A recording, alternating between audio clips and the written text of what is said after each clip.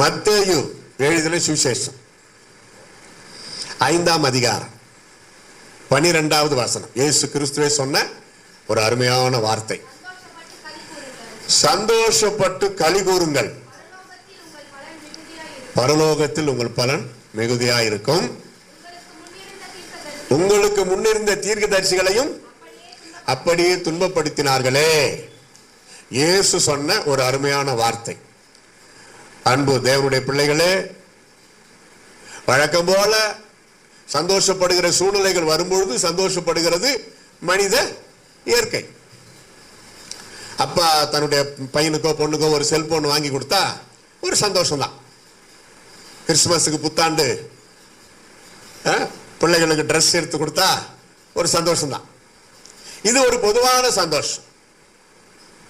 புதுசா ஒரு LED TV வாங்கினா அதுல ஒரு சந்தோஷம், நல்ல ஒரு சாப்பாடு, அதுல ஒரு திருப்தி தான். இது இயற்கை, இது தப்புன்னு நான் சொல்லலை.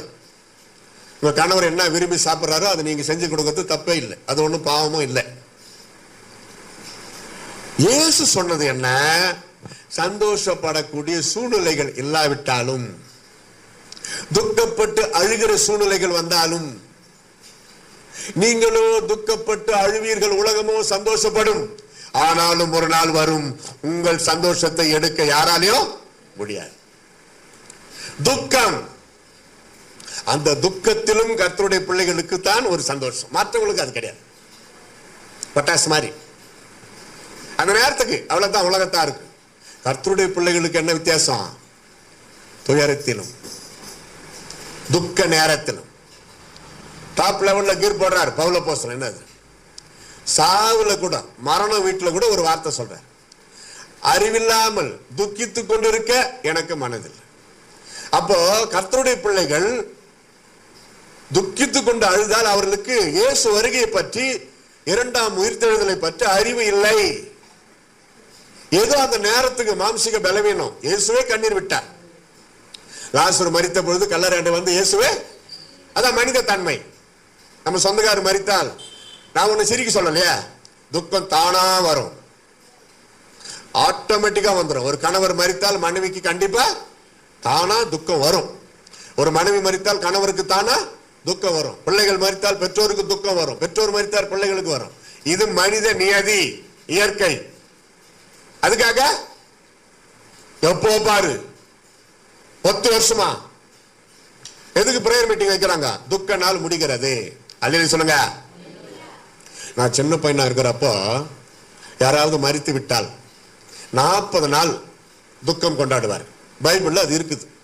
பக்தர்கள், பரிசுத்தவான்கள், தீர்க்கதரிசிகள் அல்லது சிறப்பான ராஜாக்கள், தாவீது ராஜா மரித்தப்போ 40 நாள் துக்கம் கொண்டாடினார். இப்படி பைபிள்ல இருக்குது. 40 நாள் ஒரு ரவுண்டட் நம்பர். அப்புறம் நாளடைவில் என்ன ஆனது தெரியுமா? 30 நாள் ஆகினாங்க. 40 நாள் 30 ஆகினாங்க. அதுக்கப்புறம் அதுவும் ரொம்ப லாங்கா தெரியுதுன்னு 20 நாள் ஆகினாங்க. அதுக்கப்புறம் 10 நாள் ஆகினாங்க. அதுக்கப்புறம் 1 வாரம் ஆகினாங்க. ஐயோ ஐயோ ஐயோ, இப்போ என்னாச்சு தெரியுமா? இன்னைக்கு செத்துட்டா 4 நாளைக்கு பிரியாணி. உண்மையாவே என்னால கிரகிக்க முடியல, எப்படி மனசு வருது. இன்னைக்கு கொண்டு போய் அடக்கம் பண்ணிட்டு வந்து இடையில ஒரே நாள் தாயா 4 நாளைக்கு பிரியாணி. ஆனாலும் அநியாயம். அதுக்கு தான் நான் ஒண்ணு சொல்ல போறேன். என் பிரேயர் மீட்டிங் எப்படி நடக்க போகுதுன்னு நான் சாவறதுக்கு முன்னாடியே நடத்திருங்க, பாத்துக்கிறேன் கண்ணால. இல்லையா, லீவு தான் இதை கண்டக்ட் பண்ண. பாட்டு பாடுங்க, ஒரு சேர்ல நான் செத்துப்பிட்டு மாதிரியே உட்காந்து பாத்துனுக்கிறேன். விட்டுலாம், ட்ரை பண்ணலாம். அப்பதான் எனக்கு சந்தோஷமா இருக்கும். என்னன்னா கொஞ்சம் தள்ளி சாவுவேன். அது செத்துட்டு பிறகு அவங்களுக்காக துக்கம் கொண்டாடி அவங்களுக்கு வாழைப்பழத்தை வச்சுன்னு ஆப்பிள வச்சுக்கின்னு சாப்பாட்டை படிச்சுன்னு இருந்தேன். சாவறதுக்கு முன்னாடி ஒரு ஆப்பிள் பழம் வாங்கி கொடுத்துருக்க மாட்டான் தனியா. அப்பா வாழைப்பழம், மாம்பழம், ஆப்பிள் பழம், அப்பா சாப்பிடுப்பா. எப்பா? அப்பா செத்துட்டு பிறகு வச்சு வாங்கணும்ன்றா. டேய், அப்பா சாவறதுக்கு முன்னாடி எத்தனை முறை கேட்டாரு, நைனா ஒரு ஆப்பிள் பழம் வாங்கிடா. அதை பார்த்து ரொம்ப நாள் ஆச்சு. ஒரு ஆப்பிள் பழம் வாங்கிட்டு வந்து கொடுத்தானா? இல்ல. அப்பா அம்மாவை கொண்டு போய் அனாதை இல்லத்தில் சேர்க்கிறான், அவன் பரலோகம் போவான் நினைக்கிறீங்க? ஒரு அம்மா சொல்லுது, நாங்கள் அனாதை இல்லடா லூசு, நீ தானே அனாதை. இங்கனால எனக்கு நிறைய ஆள் இருக்குது அனாதை இல்லத்துல. அப்பா அம்மாவை அனாதலத்துல சேர்த்துட்டு நீ அனாதையா இருக்கிற வீட்டுல, நீ தாண்டா அனாதை. படிப்பறிவு இல்லாத அம்மா சொல்லுது, அதே சொல்லுங்க. கஷ்டப்பட்டு பாடுபட்டு ரத்த வேர்வை சிந்தி காப்பாத்தி படிக்க வச்சு கல்யாணத்தை பண்ணி வச்சு அவனை நம்ம செத்துவிட்டா கூட பசங்க நல்லா இருக்கணும்னு வீட்டை கட்டி, ஐயா ஒரு 68 வயசு 70 வயசான ஒரு தாத்தா வீட்டை கட்டுறாருன்னா அவருக்கா கட்டுவாரு? ஏதோ பசங்க வாழ்ந்துட்டு போட்டோம், பேர பிள்ளைங்க வாழ்ந்துட்டு போட்டோம் தானே. அப்படியாப்பட்ட வயசானவங்களை எப்படி பார்த்துக்கணும்? இங்க நிக்காத, அங்க உட்காராத, இங்க துப்பாத, அங்க போய் உட்காராத. என்ன அப்படியாப்பட்ட திமிரு உனக்கு? நீ வயசான தெரியும், வீட்டை உண்டு பண்ணினவன் வீட்டை காட்டிலும் பெரியவனா இருக்கிறான். அல்ல சொல்லுங்க. ஒரு வீட்டை கட்டி இருக்கிறார் அப்பான்னா, அப்பாவோ தாத்தாவோ சித்தப்பாவோ பெரியப்பாவோ, அந்த வீடு எதை விட, அந்த வீட்டை விட கட்டினவர் பெரியவர். அல்ல சொல்லுங்க. அதுதான் ஆவிக்குரிய அர்த்தம். இந்த உடம்பை விட இயேசு பெரியவர். இது தேவனுடைய வீடு, இது தேவனுடைய ஆலயம். இதை காட்டிலும் இதை படைத்த இயேசு பெரியவர். இருக்கிறீங்களா? அப்பா வாழ்ந்தாரு, சாட்சியா இருந்தாரு, பரலோகத்துக்கு போயிட்டாரு. நான் ஏன் சும்மா கதறி அழணும்? அவர் ஞாபகம் வர்றப்ப அவர் செய்த நன்மைகளை நினைக்கிறப்ப கொஞ்சம் அழுது வரும், அவ்வளவுதான். கொஞ்ச நேரம் சோத்திரம் போட்டு வேலையை போற. அப்பா செஞ்சுட்டு ஊழியத்தை செய்ய பார்க்கலாம். அவர் நடந்த பாதையில சந்தோஷமா போ. அவர் எத்தனை துக்கத்தை துயரத்தை போராட்டத்தை எளிதில் சமாளிச்சாரு, அது மாதிரி நீ செய்ய. வச்சுட்டு போன சொத்து மட்டும் வேணும், ஆனா பரிசுத்தம் வேணாம், நரகம் தான். அதைத்தான் பெற்றோர்களுக்கு நான் சொல்றது. அளவுக்கு மீறி பசங்களுக்கு சொத்து சேர்த்து வைக்காத, சோம்பேறி ஆடுவாங்க. ஏதோ அடிப்படை கவனிங்க, அடிப்படை. அவன் காலில் நிக்கிறதுக்கு ஒரு அடிப்படை, அதுக்கப்புறம் உழைச்சு சாப்பிடணும். பவுல் எழுதுகிறார், உழைக்காதவன் வேலை செய்யாதவன் சாப்பிடவும் கூடாது. தெளிவா சொல்றாரு. உங்களுக்குன்னு ஒரு உழைப்பு கர்த்தர் கொடுத்திருக்கிறார், அதை செய்து அந்த பலன்களை சாப்பிடு. உன் கைகளின் பிரயாசத்தை நீ சாப்பிடுவாய். இன்னொருத்தர் கஷ்டத்துல நீ சாப்பிடுவாய்ன்னு இல்லை, உன் கைகளின் பிரயாசத்தை நீ சாப்பிடுவாய், உனக்கு பாக்கியமும் நன்மையும் உண்டாயிரும். சரியான ஒரு வார்த்தை இயேசுவே சொன்னார் பாருங்க. சந்தோஷப்பட்டு களி கூறுங்கள். ரிஜாய்ஸ், ரிஜாய்ஸ், அதான் சந்தோஷம். களி கூறுங்கள். Extremely Joy, extremely Joy. மூல மொழிபெயர்ப்பு என்ன தெரியுமா? எக்ஸ்ட்ரீம்லி ஜாய், துள்ளி குதியுங்கள். மகிழ்ச்சியினாலே துள்ளி குதியுங்கள். யாராவது செத்துட்டா அங்க போய் துள்ளி குதியுங்கள், அப்படி இல்லை. துக்கப்படுகிறவர்களோடு அழுகின்றவர்களோடு அழுங்கள், சந்தோஷப்படுகிறவர்களோடு சந்தோஷப்படுங்கள். வீடு கட்டி முடிச்சிட்டாங்களா? சோத்ராம், பிரைஸ் தி லார்ட், அவங்களோட சேர்ந்து சந்தோஷப்படும், உற்சாகப்படுத்தணும். ரொம்ப அருமை. கர்த்தர் உங்களை மேன்மேலும் ஆசீர்வதிப்பார் அப்படி சொல்லணும். இயேசு கிறிஸ்து சொன்ன ஒரு அருமையான வார்த்தையிலிருந்து நம்ம இதை ஆரம்பிக்கலாம். கொடுக்கப்பட்ட நேரத்தில் நான் முடிச்சிருவேன். அதே போல பாருங்க, பிலிப்பியர் 4:4 நம்ம பல தடவை படித்து படித்து அதை குறித்து பிரசங்கத்தை கேள்விப்பட்டு பழக்கமாயிட்டோம். கர்த்தருக்குள் எப்பொழுதும் சந்தோஷமாயிருங்கள், சந்தோஷமாயிருங்கள் என்று மறுபடியும் சொல்லுகிறேன். I repeat, I used to say again, rejoice in the Lord always. Not only one time, I say unto you, I repeat, மறுபடியும் சொல்லுகிறேன். அப்ப இது மறுபடியும் மறுபடியும் கேட்க வேண்டிய ஒரு வார்த்தை. சோர்ந்து போனாயா மகனே மகளே, பயப்படாதே, சந்தோஷமா இரு, கர்த்தர் உன்னோடு கூட இருக்கிறார். இயேசு தன்னை பற்றிய ஏசாயா தீர்க்கதரிசி புத்தகத்தில் படிக்கிறார். கர்த்தருடைய ஆவியானவர் என் மேல் இருக்கிறார், நொறுங்குண்டவர்களுக்கு ஆறுதல், சிறைப்பட்டவர்களுக்கு விடுதலை, கர்த்தருடைய அனுக்கிரக வருஷத்தை பரிசுத்த பண்ணுதல், இப்படி எல்லாம் செய்ய, தரித்திரருக்கு சுவிசேஷம் அறிவிக்க கர்த்தராகிய தேவன் என்னை அபிஷேகம் பண்ணி இருக்கிறார். Listen, very important. உனக்குள்ள பரிசுத்த ஆவி இருக்கிறார் என்றதுக்கு அடையாளம் சோத்திரம், அல்லேலூயா, கையை தட்டு, அன்னி பாஷை, பல்ட்டி அடி, உருண்டு புரண்டு. நான் ஒத்துக்கவே மாட்டேன். இயேசு கிறிஸ்து அப்படி உபதேசிக்கவே இல்லை. உனக்குள்ள பரிசுத்த ஆவியானவர் இருக்கிறார் அடையாளம் என்ன தெரியுமா? போய் சுவிசேஷத்தை அறிவி. நறுங்குண்ட உங்களுக்கு ஆறுதல் சொல்லு, போய் உக்காரு. நீ ஏதோ பாவம் பண்ணிருக்கிற, அதனாலதான் இந்த பிரச்சனை, அப்படி சொல்லாது. அப்படி ஆண்டவர் அனுமதி கொடுக்கல, அது ஆண்டவர் பார்த்துக் கொள்வார். பயப்படாதீங்கம்மா ஐயா, கவலைப்படாதீங்க, உங்களுக்காக நாங்க ஜெபிக்கிறோம். இயேசுவால் ஆகாத காரியம் ஒன்றும் இல்லை. அவங்களோட சேர்ந்து அந்த ஆத்மாவோட, அந்த நொறுங்குண்ட ஆத்மாவோட நம்ம நொறுங்குண்டவர்களாய் அதை நம்ம ஃபீல் பண்ணணும். ஒருத்தர் ஆக்சிடென்ட் ஆகி படுக்கையில் இருக்கிறான்னா நம்ம ஆக்சிடென்ட் ஆகி அந்த வலியை நம்ம உணரணும். ஆன மாதிரி சோதரம் அல்ல இல்லையா, ஏதோ பாவம் பண்ணிக்கிற அதை விட்டுரு வா, இது ஆறுதல். இது ஆறுதலா குத்துறதா? வெந்த புண்ணின் மேல் வேல் பாய்ச்சினது போல இருக்கக்கூடாது. ஏற்கனவே நொறுங்கி கிடக்கிறான், மேலும் மேலும் அவர்களை வேதனைப்படுத்தவே கூடாது. பைபிள் இருக்குது, மற்றவங்களை வேதனைப்படுத்தக்கூடாது. பேதுரு பிரசங்கித்த பொழுது 3000 பேர் குத்தப்பட்டார். அவர் வேதனைப்படுற மாதிரி பேசல. அவர் பேசின வார்த்தை அவர்கள் இதயத்தை குத்தியதுனால அவங்க எல்லாரும் ரட்சிக்கப்பட்டாங்க. அல்ல சொல்லுங்க. ஒருத்தனுடைய பாவம் அவனுக்கே தெரியும், ஒருத்தனுடைய பாவம் அவனுக்கு நன்றாக தெரியும். அவன் அதை அறிக்கிட்டு விட்டுறணும்னா அதையே சொல்லி கொண்டு கிடக்க கூடாது. ஆண்டவர் உணர்த்துவார், அவங்க உள்ளத்துல ஆண்டவர் பேசுவார். கர்த்தருக்குள் எப்பொழுதும் சந்தோஷமாயிருங்கள். ஏன்னா இப்ப நாம் வாழ்கிற இந்த காலகட்டம் சந்தோஷத்தை காண்பது அரிதா இருக்கிறது.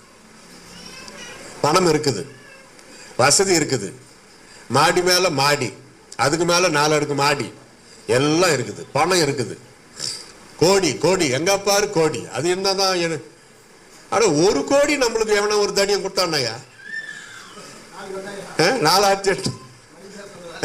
4800 கோடி, 3500 கோடி, எல்லாம் ஆயிரக்கணக்கில் லட்சக்கணக்கில் கோடி, 10 லட்சம் கோடி நம்ம இந்தியா கடன் பட்டிருக்குது. இப்படியெல்லாம் தமிழ்நாடு இப்படியெல்லாம் இருக்குது. நானும் யோசிக்கிறேன், நம்மளுக்கு ஒருத்தன் ஒரு 1 கோடி கொடுத்துட்டா ரொம்ப நல்லா இருக்கு, ஊழியத்தை நல்லா செட்டில் பண்ணி நல்லா செய்யலாமே. ஆனா நாங்க இருக்கிறது தெருக்கோடி, நம்ம கேட்கறது 1 கோடி, நம்ம இருக்கிறதோ தெருக்கோடி. ஆனா ஆண்டவர் சொல்றாரு, அப்படி முடியாதுன்னா உனக்கு என்ன தேவை நான் சந்திக்க தயார், உன் தேவைகளை நான் சந்திப்பேன், உன்னை அற்புதமாய் நடத்துவேன். நீ பரலோக வாசி, உலகத்தான் அல்ல. உலகத்தானுக்கு தான் இந்த மாதிரி காரியம். அவனுங்களுக்கு எல்லாம் நிம்மதி இருக்குதுன்னு நினைக்கிறீங்களா? கிடையாது. ராத்திரில தூக்கம் வராது, நிம்மதி கிடையாது, தூக்க மாத்திரை போட்டா கூட வராது. நம்மளுக்கு ஒரு சாதாரண பேசிக் ஃபண்டமெண்டல் ஒரு தூக்க மாத்திரை போட்டா வந்துடும், நான் அலைச்சல். அவங்களுக்கு வராது, எல்லாம் அப்படி அப்படியே நிக்குது. இயேசு சொன்னா, சந்தோஷப்பட்டு களி கூறுங்கள், பரலோகத்தில் உங்களுக்கு பலன். அங்கதான் நம்ம நிக்க. நிரந்தர உலகம் நமக்கு பரலோகம், இது கிடையாது. 1 யோவான் 2:25 நினைக்கிறேன். நித்திய ஜீவனை அளிப்பேன் என்பதை அவர் நமக்கு கொடுத்த வாக்குத்தத்தம். பழைய ஏற்பாடு மாதிரி சிலது வராது. பழைய ஏற்பாட்டுக்கு புதிய ஏற்பாட்டுக்கு சில ஒற்றுமை இருக்குது, சில வேற்றுமைகள் இருக்கிறது. அதுல ஒண்ணு இது. பழைய ஏற்பாட்டுல நல்ல ஆஸ்தி, சொத்து, அந்தஸ்து, சந்ததி என்ன, அது ஒரு ஆசீர்வாதமா கருதப்பட்டது. புதிய ஏற்பாட்டுக்கு வாங்க, இயேசுநாதருக்காக ரத்த சாட்சியா மரிக்கிறது தான் ஒரு பாக்கியமாய் கருதப்படுகிறது. பழைய ஏற்பாட்டுல பரிசுத்த ஆவி இறங்கி எத்தனை பேரை அடிச்சு கொள்றானோ அவன் பராக்கிரமசாலி. புதிய ஏற்பாட்டுக்கு வாங்க, பொறுமை, தாழ்மை, இயேசு கிறிஸ்துவுக்காக சகிப்புத்தன்மை, அவன் தான் மா வீரன். அல்ல சொல்லுங்க. தன் சகோதரனை பகைக்கிறவன் மனுஷ கொலைபாதகனா இருக்கிறான். கண்ணுக்கு கண்ணு, பல்லுக்கு பல்லு பழைய ஏற்பாடு. புதிய ஏற்பாட்டுக்கு வாங்க, விட்டு கொடு, சத்துருவையும் நேசி, உன்னை பகைக்கிறவனுக்கு நன்மை செய். அப்படிதான் மாத்துறாரு. எல்லா நியாயப்பிரமாணத்தையும் நிறைவேற்றுறாரு. நியாயப்பிரமாணத்தை அழிக்க இயேசு வரவில்லை, அதை நிறைவேற்ற வந்தார். அப்ப நம்ம எதுல இருக்கிறோம்? பல்லுக்கு பல்லு, கண்ணுக்கு கண்ணு, மூக்குக்கு மூக்கு, வாய்க்கு வாயி, அப்படி இருக்கிறோமா? விட்டு கொடு மகனே, பொறுத்துரு, சத்துருவையும் நேசி, உன்னை சபிக்கிறவர்களை ஆசீர்வதி, உனக்கு பரலோகத்துல பலன் இருக்கிறது. பரலோகத்துல பலன் இருக்கிறது, உலகத்துல இல்லைன்னு அர்த்தம் இல்லை. அதுக்கு வசனம் கொடுக்கிறாரு பாருங்க. Seek first of all the kingdom of God, kingdom of God, Matthew 6:33. முதலாவது தேவனுடைய ராஜ்யத்தையும் அவருடைய நீதியை தேடு, பிறகு இவைகள் எல்லாம் உங்களுக்கு கூட கொடுக்கப்படும். உலக பிரகாரமான ஆசீர்வாதங்களையும் ஆண்டவர் நமக்கு வாக்கு பண்ணுகிறார். எப்படி வாக்கு பண்ணுகிறார்? போதும் என்கின்ற மனதுடனே கூடிய தேவ பக்தியே மிகுந்த ஆதாயம். போதும் என்கிற என்ன இருக்குதோ அதுல திருப்தியா வாழ்கிற வாழ்க்கை. ஐஸ்வர்யத்தின் மேல் கண்கள் போகக்கூடாது. ஆண்டவர் கொடுக்கிறார், ஆனால் உங்க கவனம் அது மேல போகக்கூடாது. அதைத்தான் ஆண்டவர் சொல்லுகிறார். தேவைகளை சந்திப்பார். அடுத்த வருஷம் தேவைகளை இப்ப சந்திப்பார். அப்படி சொல்லல, அன்றாடம் தேவைகளை சந்திப்பார், அற்புதம் செய்வார். தேவனால் கூடாத காரியம். நான் ஒரு சிம்பிள் எவாஞ்சலிஸ்ட். ஊழியத்துக்கு எங்கன்னா போனா அவங்க கொடுக்குற காணிகள் தான் இன்னைக்கு வரைக்கும் நாங்க சாப்பிட்றோம். பூவா எல்லாம் கேஸ், தண்ணி, மின்சாரம், சகலமும், சாப்பாடு உட்பட, ட்ரெஸ் எல்லாமே. முதல் நான் ஊழியத்துக்கு வந்தப்ப நான் ஒருத்தன் தான். அப்புறம் கல்யாணம் ஆச்சு 2 பேர், அப்புறம் 2 பிள்ளைகள், அப்புறம் அதுக்கப்புறம் அவங்களுக்கு கல்யாணம் பண்ணோம். இன்னைக்கு வரைக்கும் அந்தந்த காலகட்டத்தில் ஆண்டவர் அற்புதமா நடத்துறார். எனக்கு கல்யாணம் ஆகி 2 பசங்க பிறக்கும், அவங்கள பெற்று வளர்க்கணும், அவங்களுக்கு கல்யாணம் பண்ணணும். முன்கூட்டியே ஒரு 4 லட்சம் 10 லட்சம் கொடுன்னு நான் கேட்கல. அப்படி கேட்டாலும் ஆண்டவர் அப்படி கொடுக்க மாட்டார். அதின் காலத்துல பாரு, மகளுக்கு கல்யாணம் பண்ணோம், அதுக்கு எவ்வளவு லட்சங்கள் தேவை பட்டது கர்த்தர் கொடுத்தார். கொஞ்சம் கடன் வாங்கல, கடன் பட்டோம், அதை தீர்த்துட்டோம். மகனுக்கு கல்யாணம் பண்ணோம், ஆண்டவர் அற்புதமா தேவைகளை சந்தித்தார். அப்படி ஓட்டாண்டி ஆண்டவர் நம்மளை விட மாட்டார். மதிப்பு மரியாதை தான் வச்சிருப்பார். மற்றவங்களை கேலி பொருள் ஆக்கவே மாட்டார். அல்லேலூயா சொல்லுங்க.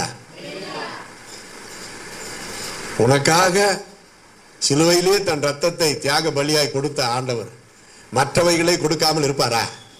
கண்டிப்பா கொடுப்பார். பிதாவை பற்றி என்ன பார்க்கிறோம்? தன் ஒரே பேரான குமாரனாகி இயேசுவையே உனக்காக பலியாய் கொடுத்த பிதாவானவர் உலக பிரகாரமான தேவைகளை உனக்கு சந்திக்காமல் இருப்பாரா?